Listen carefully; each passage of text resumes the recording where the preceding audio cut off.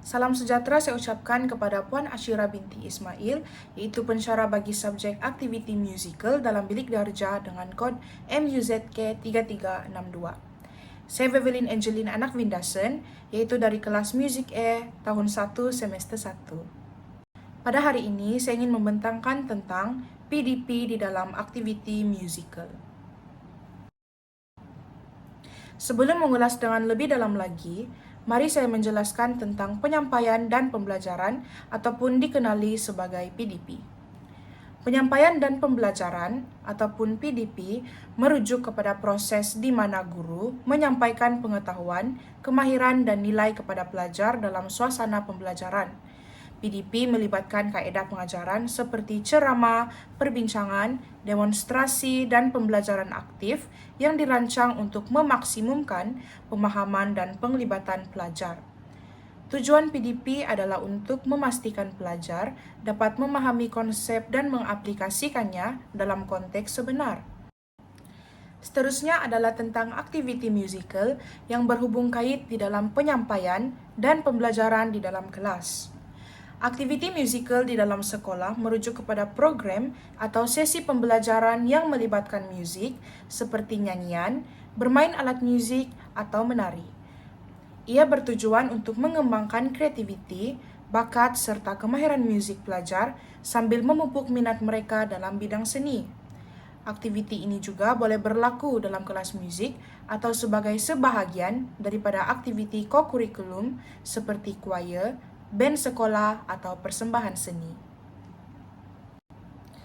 Terdapat beberapa langkah-langkah PDP yang kreatif dan berkesan di dalam fasa perkembangan yang melibatkan pendekatan yang tersusun untuk memastikan pelajar dapat belajar dan berkembang dengan baik.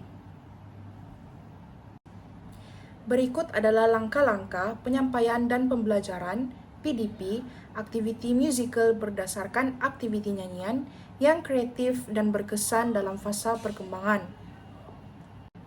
Yang pertama adalah penerangan konsep nyanyian, yaitu guru perlulah mulakan dengan memperkenalkan elemen asas dalam nyanyian seperti nada, tempo, dan dinamik suara. Pemanasan vokal juga penting dalam melakukan latihan nyanyian untuk melonggarkan otot suara dan meningkatkan teknik pernafasan. Dan seterusnya adalah pengenalan kepada lagu. Guru perlulah memilih lagu yang sesuai dengan tahap perkembangan pelajar dan memperkenalkan melodi serta liriknya. Langkah seterusnya di dalam aktiviti nyanyian adalah penghayatan lagu dan kreativiti. Langkah yang kedua adalah penghayatan lagu dan kreativiti. Penghayatan lagu dapat memberikan pendengaran yang kreatif di dalam diri pelajar, yaitu guru perlulah memainkan lagu dan meminta pelajar mendengar untuk mengenal pasti nada, irama, dan emosi yang disampaikan dalam lagu tersebut. Seterusnya adalah nyanyian secara bebas, di mana guru perlulah mengajak pelajar mencoba nyanyian tanpa bimbingan terlebih dahulu untuk melihat tahap kefahaman mereka. Dan seterusnya adalah eksperimen vokal, di mana guru memberikan kebebasan kepada pelajar untuk menyesuaikan nada dan irama, mencipta gaya nyanyian mereka sendiri untuk membangunkan kreativiti. Seterusnya adalah nyanyian berpasukan atau berkumpulan. Nyanyian berpasukan atau berkumpulan ini memberikan koordinasi suara di dalam kumpulan, yaitu dengan membahagikan pelajar ke dalam kumpulan untuk nyanyian berharmoni atau nyanyian lagu serentak yang dikenali sebagai unison. Seterusnya, nyanyian berpasukan atau berkumpulan ini dapat melatih pelajar untuk mendengar dan menyelaraskan suara dengan ahli kumpulan mereka dalam aktiviti choir ataupun duet. Dan seterusnya pula, improvisasi kumpulan, yaitu guru perlulah mendorong pelajar untuk mencipta variasi lirik atau melodi secara spontan dalam kumpulan. Perkara ini dapat menggalakkan kreativiti bersama dan membangun kerjasama di dalam diri pelajar. Setelah melakukan aktiviti berpasukan atau berkumpulan, guru perlulah mengadakan persembahan untuk mengukuhkan lagi bidang nyanyian di dalam diri pelajar, yaitu dengan melakukan latihan persembahan sebelum melakukan persembahan. Guru bolehlah menggalakkan pelajar menyanyi di hadapan kelas atau semasa sesi latihan persembahan untuk membina keyakinan diri pelajar. Dan seterusnya, guru perlulah memberi maklum balas konstruktif, yaitu dengan memberi ulasan positif dan tunjuk ajar yang spesifik untuk memperbaiki kelemahan dalam vokal atau ekspresi pelajar. Dan pada ketika persembahan sebenar, guru perlulah mengajak pelajar untuk membuat persembahan di hadapan penonton di dalam acara sekolah atau majelis yang memberi mereka peluang untuk mempraktikkan kemahiran dan kreativiti diri mereka. Dan langkah yang terakhir sekali di dalam aktiviti nyanyian adalah refleksi dan penambahbaikan. Sesi refleksi adalah amat penting dengan meminta pelajar berkongsi pengalaman dan perasaan mereka, di mana perkara ini dapat memperbaiki diri mereka untuk menjadi lebih baik dalam bidang nyanyian. Selain itu, penambahbaikan teknik. Dengan adanya pengalaman mereka di dalam aktiviti nyanyian, guru dapat mengajar teknik tambahan untuk memperbaiki aspek-aspek seperti kawalan suara, ekspresi emosi, dan interaksi dengan audiens.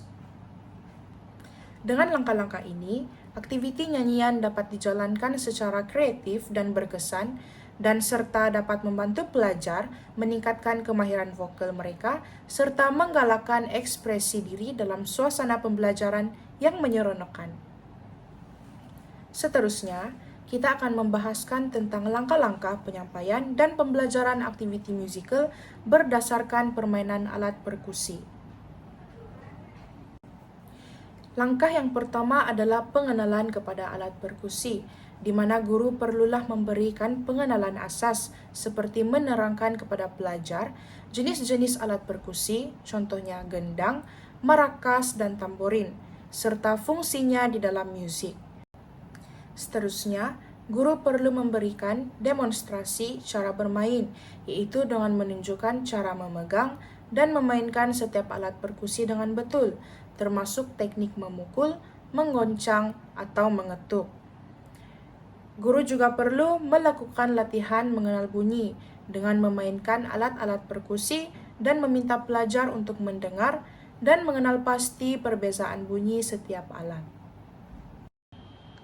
Guru perlulah memberikan latihan tempo kepada pelajar, di mana mereka harus mengikuti rentak atau metronom untuk membiasakan diri dengan kelajuan dan ketetapan tempo. Dan seterusnya adalah eksperimen dengan pola irama, di mana guru perlu mendorong pelajar untuk mencoba pola irama yang berbeza dengan alat perkusi, yaitu dengan memberi mereka kebebasan untuk mencipta rentak mereka sendiri. Seterusnya adalah koordinasi di dalam kumpulan, yaitu dengan adanya latihan ensemble perkusi.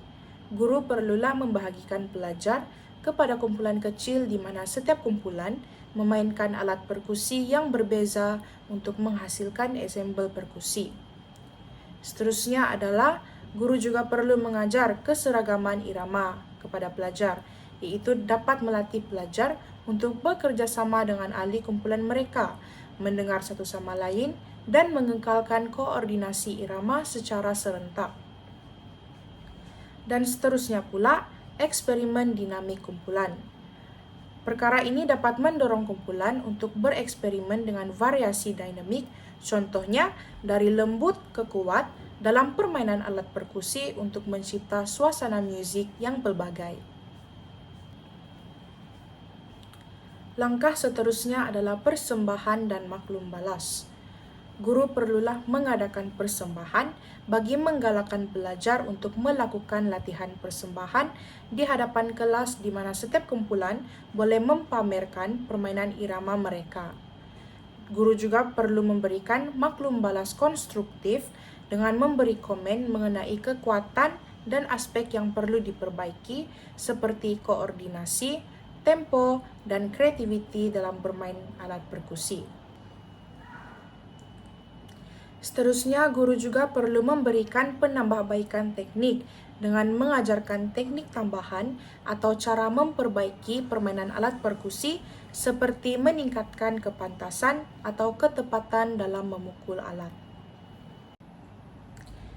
Kesimpulannya, penyampaian dan pembelajaran aktiviti musikal, khususnya permainan alat perkusi dan aktiviti nyanyian, dalam fasa perkembangan secara kreatif dan berkesan adalah penting untuk meningkatkan kemahiran musik pelajar sambil memupuk kreativiti serta kerjasama. Dalam permainan alat perkusi, pelajar bukan sahaja belajar mengenal bunyi dan pola irama, tetapi juga didorong untuk bereksperimen dan berimprovisasi yang membantu mereka memahami dinamik dan tempo. Aktiviti nyanyian berimprovisasi yang membantu mereka memahami Secara keseluruhannya, pendekatan yang kreatif dan berstruktur dalam PDP membantu pelajar bukan hanya menguasai teknik, tetapi juga menyumbang kepada perkembangan, keyakinan diri, keterampilan sosial, dan penghargaan terhadap seni musik. Aktiviti yang melibatkan kerjasama kumpulan, refleksi, dan persembahan memperkaya pengalaman pelajar, menjadikan pembelajaran lebih interaktif dan bermanfaat. Berikut adalah contoh aktiviti permainan alat perkusi di dalam kelas.